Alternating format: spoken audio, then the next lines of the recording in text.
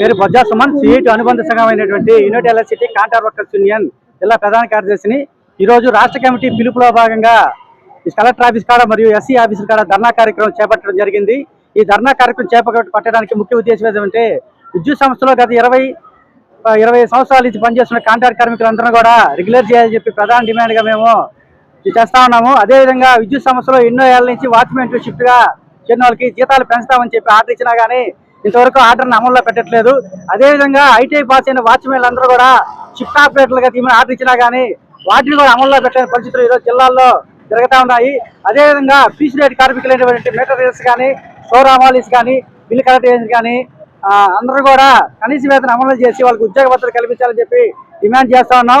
ఈ 30 సంవత్సరాల పైన విద్యుత్ సంస్థలో పనిచేసి రిటైర్ అయినా కానీ వాళ్ళకి ఎటువంటి బెనిఫిట్స్ రావట్లేదు. వాళ్ళకి 10 లక్షల రూపాయలు రిటైర్ అయిన తర్వాత బెనిఫిట్గా ఇవ్వాలని చెప్పి మేము ఇంకో డిమాండ్గా పెట్టున్నాము.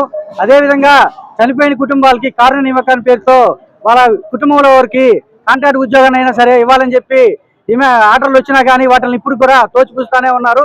ఇటువంటి చర్యలకు వ్యతిరేకంగా ఇటువంటి కార్యక్రమాలని యాజమాన్యం కూడా ఇప్పటికీ ఎన్నో నిరసనలు ధర్నాలు చేసినా కానీ పట్టించుకోకుండా పోతా ఉంది. అసెంబ్లీ సమావేశాలు జరుగుతున్న కారణంగా ఈరోజు ధర్నా కార్యక్రమం కూడా ఏర్పాటు చేస్తున్నాం. కలెక్టర్ గారికి ఎస్సీ గారు కూడా వినతి పత్రాలు ఇస్తా ఉన్నాం. ఇట్లాగే ఇప్పటికైనా సమస్యల పరిష్కారం కాకపోతే ఏప్రిల్ 27వ తేదీ విజయవాడ కేంద్రంగా ధర్నా కార్యక్రమం చేపడతామని చెప్పి కార్మికులందరికీ కూడా తెలియపరుస్తా ఉన్నాం.